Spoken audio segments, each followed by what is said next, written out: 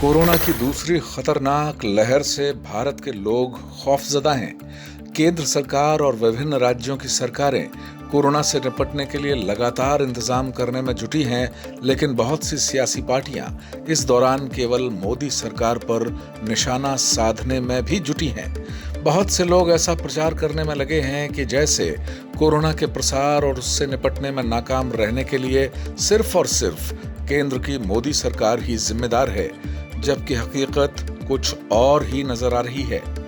हाल ही में supreme court की एक टिप्पणी के बाद भारत के स्वास्थ्य सेवाओं के बुनियादी ढांचे को लेकर चर्चा शुरू हो गई है। सुप्रीम कोर्ट ने कहा कि मौजूदा स्वास्थ्य ढांचे से कोरोना का मुकाबला मुश्किल है। देश में स्वास्थ्य सेवा ढांचे पर गौर करें तो दिल्ली के एम्स की चर्चा सबसे ज्यादा होती है। दिल्ली में चल रहे एम्स पर पूरे देश के लोग भरोसा करते हैं। दिल्ली में एम्स 1956 में शुरू हुआ, तब राजकुमारी अमृत कौर केंद्रीय स्वास्थ्य मंत्री थीं।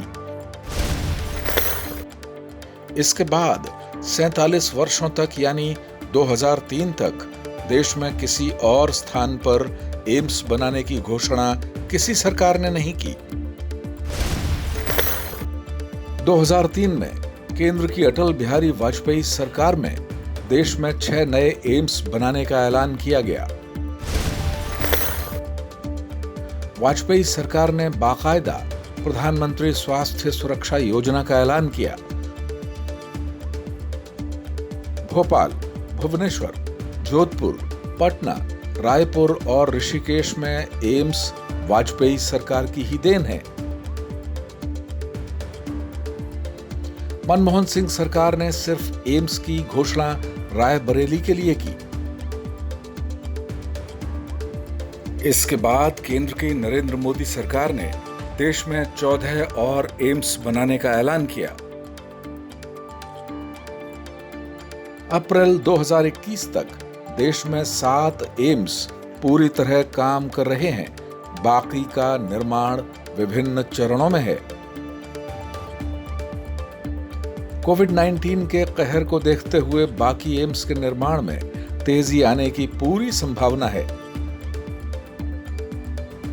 स्वास्थ्य राज्यों का विषय है। बावजूद इसके कोरोना काल में केंद्र सरकार को कटघरे में खड़ा करने की कोशिश क्या यही साबित नहीं करती कि अपने नाकारापन के लिए दूसरे की ओर उंगली उठा दी जाए? कोविड-19 वायरस पार्टियों को नहीं पहचानता, सरकारों को नहीं जानता। वो तो देश के लोगों को मार रहा है, उनकी उम्मीदों की हत्या कर रहा है। ऐसे में सियासी पार्टियों को जिम्मेदारी तय करने की बजाय एकजुट होकर कोरोना को हराने का प्रयास करना चाहिए। आरोप प्रत्यारोप की राजनीति कोरोना को ही अट्टहास लगाने का मौका देगी।